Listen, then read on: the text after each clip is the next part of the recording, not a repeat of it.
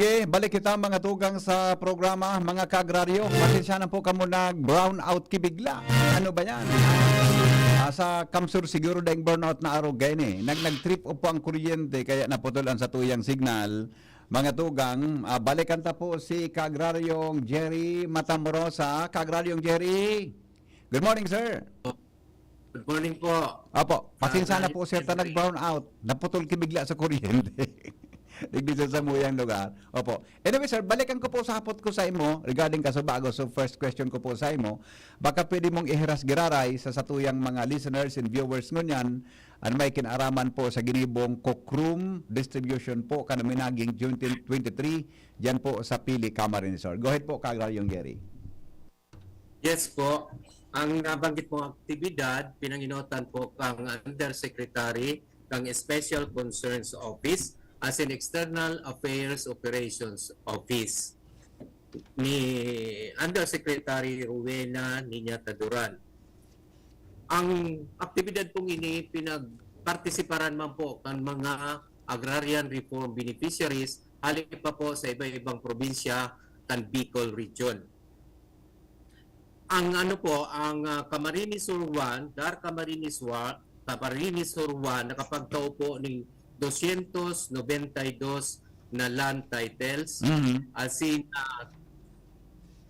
247 po na certificate of condonation with release of mortgage na yuman po ang nagpara o nagkansila kan mga pagkakautang kan sa tong mga agrarian reform beneficiaries na beneficiary po kang certificate na nasabot po sa 50 million pesos. Opo. So nangyari po ini as naging posible gibo po kan proyektong split. Ayan, sir. Yeah. Kagraryong Jerry, aram ta po na pagkatapos po kan distribution kan mga titulo, ano yun pang suportang serbisyo na pigataw po nindo sa irarom kan sa indong sektor o ang Program Beneficiaries Development Division o PBDD. Kamu po bilang chief kay ni, pwede po ba nindo sa liwat na may paara mapapil kang PBD as in ang sa imo pong papel bilang chief po kay ni, Kagraryong Jerry? Opo, Kagraryong Henry, tama po. Dahil po nagtatapos ang DAR, ang trabaho kang DAR sa pagtaulang po kang titulo. Opo. As in, kan Certificate of Condonation. Naglalaog na po ang sektor kang PBDD o ang sa kuya pong kinakaputan na division para po sa support services kan sa tupong mga parauma. Kami po ang nagpupundisir ng mga pa-trainings asing mga pag-analisar po kang sitwasyon sa itong mga ARPs, pag-organisa sa SAINDA na magkaigwa kita ng mga farmers organization o agrarian reform beneficiaries organizations.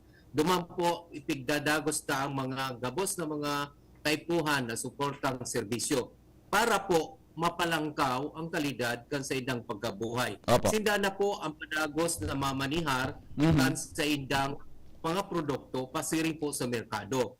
So, dahil po taipuhan na maibenta ninda ang mga sa ang mga daga, kundi po hindi maging produktibo. Kapagi po ang division, ang program series division.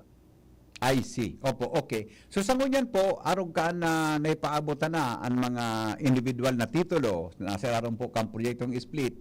Sa indong opisina di probinsya, ano-ano pa po ang mga naipaabot ang tabang na suportang serbisyo para po sa itong mga paraumang beneficiaryo po, Kagraryong Jerry? Yes po. Kagraryong Henry, nakapag-release na po kita ng mga makinarya asin mga kagamitang pang-agrikultura na nagkakantidad po sa labis sa 3 milyones pesos duman po sa mga sampulong ARBOS, Agrarian Reform Beneficiaries Organizations na pinag-a-assistiran po kang Dar Camarines Sur 1. Ini po ang mga harvester, transplanter, portable rice mill, feed milling equipment, tractor, kasi iba pa po na mga ekipahe para po sa tuyang mga paraomang agraryo. I see. Opo. So sa ngunyan po, Kagraryong Jerry, ano po ang mga nagpapadagos na lakdang kandar, Camarines Sur 1, asin ang sa indo pong prioridad para po sa taon 2025? Yes po. Padagos man po giraray kita sa pagtao po, pagproseso po katong mga beneficiaries ta sa split na magkaigwa po sinda ning individual titles. Mhm.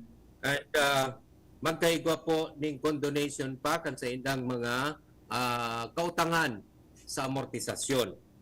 Igwa na po ang Dar Camarines Sur ning igwa ning pilot program Mhm. sa sa mga agrarian reform communities ang Iriga Buhi Agrarian Reform Cluster, Opo. ARC Cluster. Mhm. So, ito po siya ng pondo na minabot sa 10 million pesos Mm. para po sa saitang mga support ng serbisyo. Mhm. Ang apod po kang program, iyo po ang Project Resilience Climate Smart Project Opo. o Project SISA. Mhm. Natawa na po ang Irigabuhi ARC Cluster ng 4-wheel drive tractor, IT equipment para po sa digital accounting system.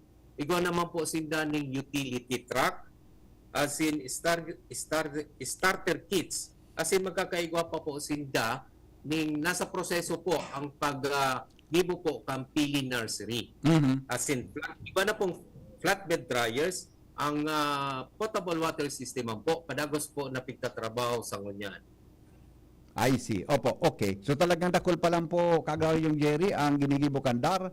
Pera po sa pagkataong titulo. Ano po? Talagang bagay na bagay po na may balangibog niya to as in ikurahaw ang tataramo na sulong agraryo. Di ba? So speaking of that sulong agraryo po, ano po ba talaga ang istorya po sa likodan kang taglan na iyan ka-agraryong Jerry? Baka tawan mo kami kidagdag na kaaraman regarding po sa word na o two words na sulong agraryo. Go ahead po ka-agraryong Jerry. Opo, ang sulong agraryo po, ali po ki Undersecretary Ninya Taduran. Mhm. Para po ini isulong o ipadagos na ipadagos na ipaaram sa mga parauma sa tuyang mga agrarian reform beneficiaries sa mga taga-Hinanyog. Sa gabos po, nayaon po ang DAR na nagtatabang sa mga parauma as in sa mga agrarian reform beneficiaries para po mapalangkaw ang kalidad ng serbisyo. So bako lang po sa mga taga-DAR mismo na maikurahaw ang sulong agraryo, kundi maipabalangibog niya to po ini sa gabos na nanunungdan. Ang DAR nagtatrabaho para sa trayumpo ng mga agrarian reform beneficiaries sa mga agrarian reform beneficiaries organizations as in mapalangkaw ang kalidad kan sa indang kabuhayan. Iyon, magayo. Ini sininya tadoran sir kwan ini, taga-media ini, dating taga-media ini. Di ba? Opo. Yeah, Opo. taga-media yan eh. Opo. Bago na-appoint siyang undersecretary kang ano yan, Kandar. Okay. Anyway sir, thank you. Babalikan ta po to lang tabi kagal yung Jerry. Pag may oras may mga kahaputan po galari ako sa imo. Ipapahiling ta na po mga tugang sa mga oras na ini ang satuyang featured ARBO, no? Agrarian Reform Beneficiaries, mga tugang na organization na ansa na pong grupo inapod na Tampadong Farmers in Agrarian Reform Beneficiaries. Yan. Ansa na pong acronym is TAFARBA. TFARBA. Tampadong Farmers in Agrarian Reform Beneficiaries. Tabi yan. Now, magayong po na sa indang naging profile dakul paran ang miyembro kang grupo at saka napag-araman niya to na very active in. Imagine igwasin daki total member na na nagtatao po na nagtatarabangan. May dakol sinang miyembro nagtarabangan na uminabot sa 58 tabi na miyembro na nagtatarabangan para sa siring na bagay. And sina po ba ko lang basta-basta organisasyon. Registered po yan mga tugang sa Securities and Exchange Commission. Meaning may legal personality po sinda na mag-transact, may kinaraman sa may connection sa sinabi ng programa. Kaya po mga tugang, para po sa kaaraman, as in istoryang trayumpo, kansatuyang featured ARBO of the day, hilingon tapuan sarong interbista sa Presidente kan Tampadong Farmers in Agrarian Reform Beneficiaries Association Incorporated o TFARBA na si Nanay Maria Teresa de los Santos o si Kaagraryong Teresa. Po si Maria Teresa de los Santos, kang Tampadong Pamplona, Camarines Sur. Ako po kang 2017 na ilik po ning presidente kang association, kang Tampadong Farmers Association po. Sa ngunyan po, sa kasalukuyan ngunyan, okay pa man po sa muyang association. Ang sa muya pong naitabang kang dar ngunyan, dakol po ang mga equipment na itabang sa muya po. May pigtao po sa muyang molino, ito pong composter, saka po ito pong mga abonong pigpadarig sa muya, iyo pa pigtitinda namin ngunyan. Tapos po may mga pesticide kaming tinda dyan. Tapos po kang 2027 po, registered po kami sa Duli. And then po ngayon 2024, nagbago po kaming registered sa SIC. Kaya nagi po kaming Tifarba. Kaya ito po, Tarba talaga. Kaya po ngayon, ang Samuyang Association, medyo ngayon man garo kung sa ano po, medyo nagliluyang ngunyan. Sa kada, medyo busy po ang mga members mi ngunyan. Tapos po, ang gaman po kaming kwarta sa bangko, naka-stay lang po sa bangko.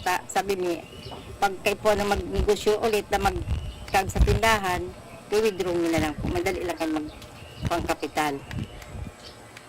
Ay maugmahon ma'am sa pag-claim ko kang sa Certificate of Condemnation po. Dakulaon pong tabang sa Samuya. Tadain na po kayo mabayad kay itong total amount po kayo Samuyang sa titulo. Ito po, ngayon ibubwis mi na lang po ito. Kaya po dakulang tabang po sa muyang ang pamilya mi po. Ang nagtao po sa muya kay ito, yan po si Presidente Marcos kay ito sa pagtao sa muya, si sayang si Secretary, yan po sa pagtao kay sa muya. Ano po sinamatian pa, kaaldaw na ito? Ano po ang aktual na matatabang sa Indo Canton Certificate? Ang maitabang po sa muya kay ito, dakulang tabang po, tadain na kami mabayad ma'am. Tapos, ito po talagang sa muya lang talaga. Ito dahil ito pwedeng isang talaga. Lalo na po ako ngayon, talagang nasa pamilya po ang samuyang ano ka ito. Sa katabangan po sa samuyang pamilya. And then po, sa pagtao po kayo ito, dakulaon si kaugmahan ko po. Siyempre po, dahil ka na mabayad, ibubuwis mo na lang ito. Dakula mo po pasasalamat sa DAR. Dakulaon pong pagtao sa muya ni mga sa asosasyon po, lalo po ang mga abono niyan. Dakulang tabang po sa mga parauma, naitabang niyo po sa mga medisina, yan po dyan sa pagsuporta kanidar. Saka po yan po mga equipment na pigtaw sa muya, sa mga parauma po dakulang tabang iyan. Dakula pong mga natatawan ng serbisyo kan sa mga parauma, mga IRBs member po. Ay po, dakula pong pagtabang, taka ito po nga ni, ang mga parauma na sasakitan sa pagbakaling mga fertilizer na yun. Tapos abono, kuminsan po nga ni, nakakaabono lang sila sa rong beses lang. Tama, pas maisin na talagang pang bakal o ano paman. Ngunyan po, tayaw digdi sa muya ang sa asosasyon na tabang kang dar. Yan po dyan sa muna nagkukurang abono, pwede pong pinapautami po muna sinda. Sa kapag ano na lang nga hindi ang bayad. Kaya dakula pong tabang sa muya mga parauma. Ay ma'am, kahit ang produkto, may di ma'am, igwa kami yung mga manok. May nag-urigan kami, ma'am, igdiyo, mga vegetable. Ang gulay kay igdi, ma'am, may mga parabakal kami igdi, ma'am. Tapos, ipigditindan na sa naga. Kaya di man po nagdigpisil ang mga paratan igdi, ma'am, igdi pa sana, may nagbabakal na. Ang kagian na lang, ma'am, sa mga paratanong, di na sinda maduman pa sa naga. Igwa na pong nagbabakal igdi. Pero, mga member man sinda, ma'am, Kantarba, ang association. Ay si membership mi po kay tum pinuunan mi 50 lang ma'am. Tapos ma'am may monthly dues kami 20 kada monthly. Ang pagpuni po kaya nag-member po kami sa 25 members. Nagtaro po sindang 50 ang membership fee, tapos may monthly dues kaming 20. Iyo po inaliko mi po to, ito si Pigpa registered mi po sa Duli. Kaya po kami nakalogman mi sarong nakabuo po kami sarong association.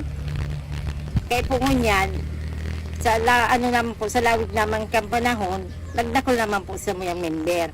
Okay, kung sa ano po baka, di nagdadakol man sa muyang collection sa membership, tapos monthly dues.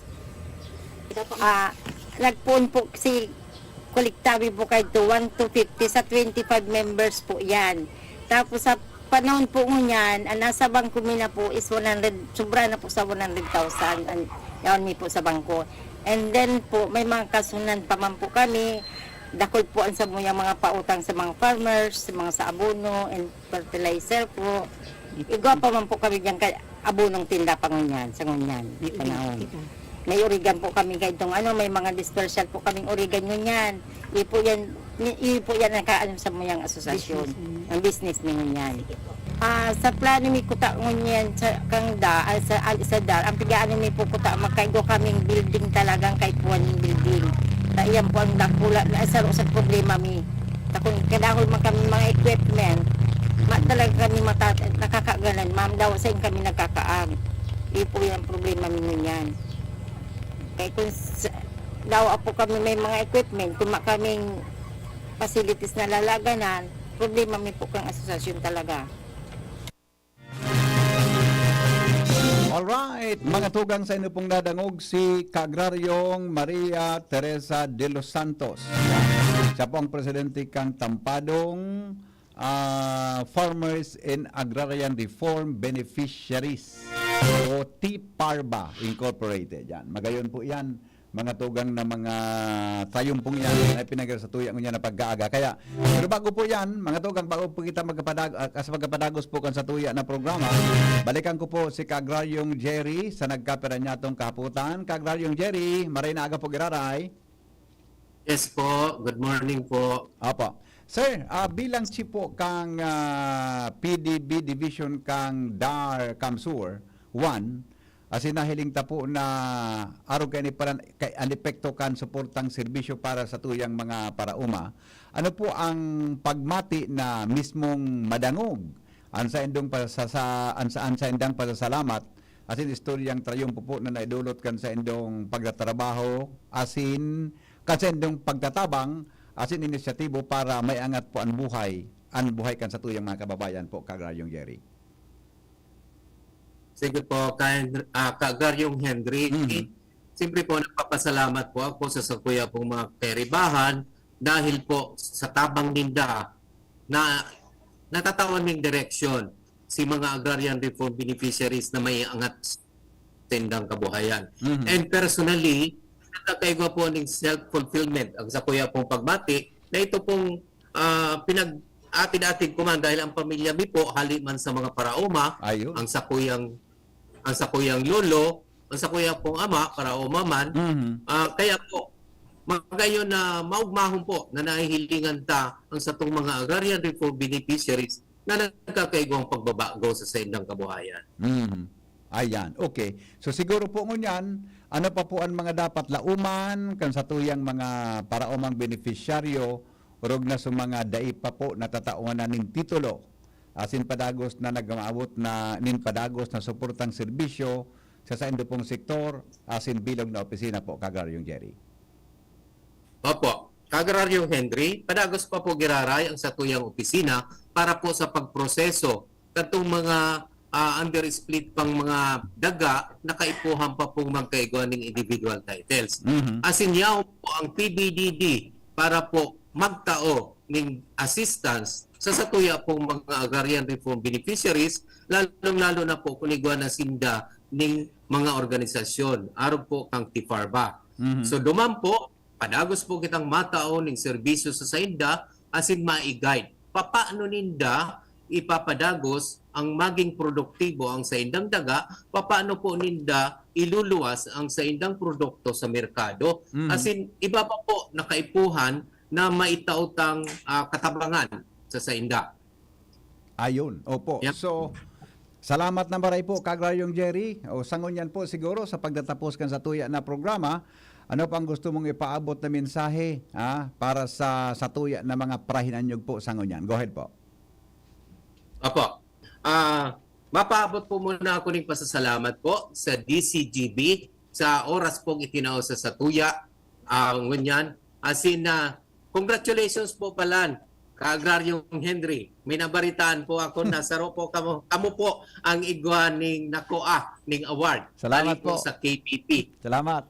Congratulations po. Opo. Nagpapasalamat man po ang sa muyang opisina kay President Marcos asin kay Secretary Conrado Estrella III sa satuya pong Regional Director Reuben Theodore Sindak para po sa padagos na programa pong ini ang satuyang kape asin baretang agraryo. Ngunyan po, ipapadagos na po giraray ang pagpaabot ng pasasalamat asin sulong agraryo. Salamat po, Kagrayong Jerry. Enjoy your birthday. Belated happy birthday po, giraray sa imo. Alright.